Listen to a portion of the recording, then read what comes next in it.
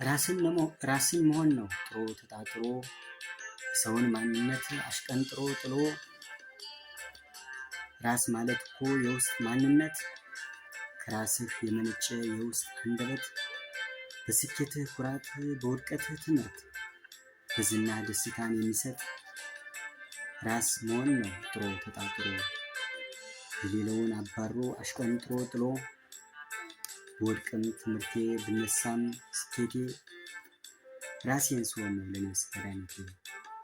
አጉላይ ዋልታ እንዲው ተረት ተረት አሻግሮ ማየት ነው የውድቀት መድኃኒት።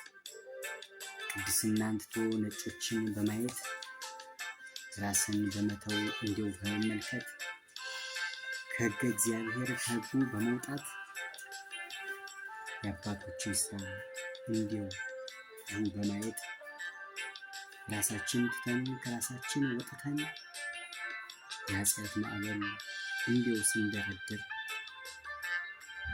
የሰውን በመያዝ ከንቱ መደራደር አይጠቅምም አይበጅም ያልሆነ የራስን እስከ መጨረሻው እስከዚያው ድረስ ነው።